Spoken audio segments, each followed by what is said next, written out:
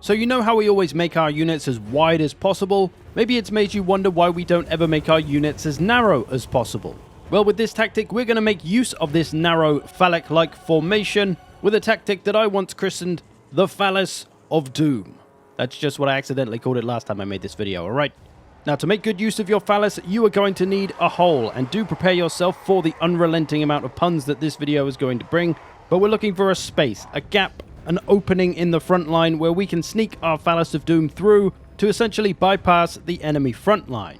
And if you're somebody that naturally forms up your front line something like this with gaps in between every frontline infantry unit, you've got lots of openings to make use of with your Phallus of Doom.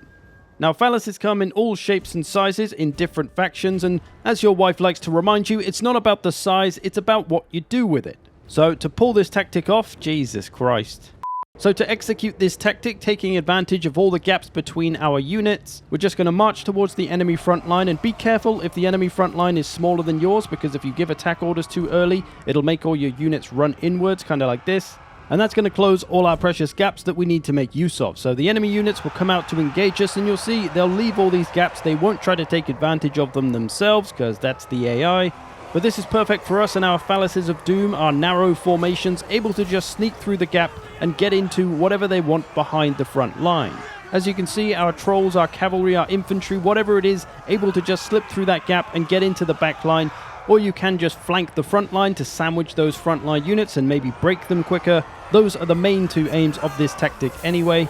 But it can just be a great way to save time on trying to flank all the way around an enemy front line where you might run into some units that are going to try and stop you. Maybe they'll be stronger than your units are.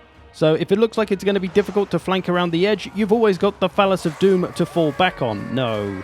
To use. You can use the tactic when you see a gap like this. You just want to move your unit over to it first of all, arrange in the formation, line yourself up for a nice clean run through, and then look at this. Lovely execution straight through the middle.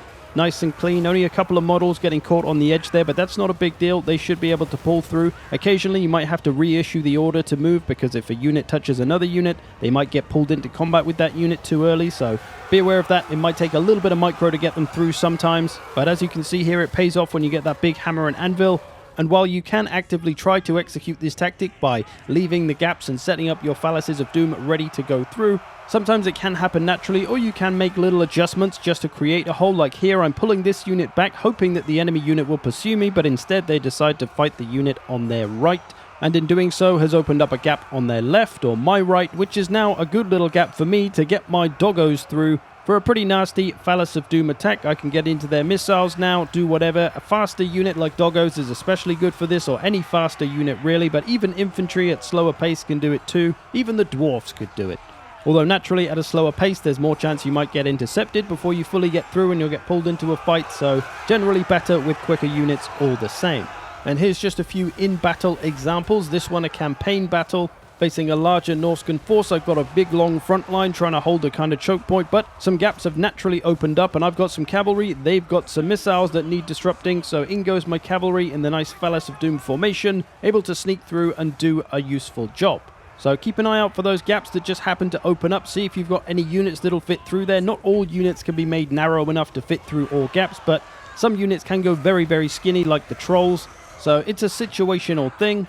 Another example here is the Empire. This time I had my line spread out, but there just happens to be some huge gaps left, so perfect for the wide Empire cavalry. And this tactic honestly can just be more effective than trying to flank out wide sometimes, but it does depend what units the enemy has around. If you're going to charge a cavalry Phallus of Doom through only to be met by some Dragon Ogres that'll come up behind you when you attack another unit, well, that's probably not a great idea to charge into. So do be aware of what you're charging into. Don't just charge into any old hole. It may be better to wait for a more favorable situation or to try and flank around the sides as you normally would.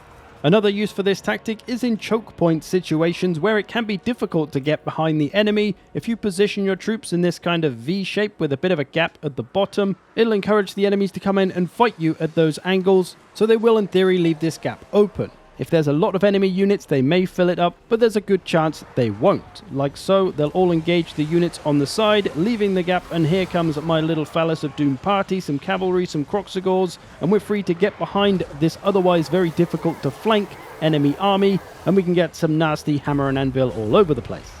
Now, while I'm generally saying to use this tactic here and there where you see the opportunity, I wondered how would it work if I actually came into a battle with this as an army formation, to have a front line and then just Phalluses of Doom ready on each gap to go through straight away, regardless of whatever happens. Like some weird kind of triple T formation. I've got Minotaurs and Cavalry on one, Minotaurs and Infantry on another, and just some Infantry on the last one. Let's see how well it works. Frontline is approaching with the gaps and spaces. Going to try to maintain those as we approach the enemy frontline. I did deliberately give the enemy lots of infantry to give them the opportunity to plug all the holes. We'll see how well they do. Looks like they've kind of filled the spaces, but there we go. A gap has been created there, so that's one hole we can make use of. This one's been filled up by peasants for now.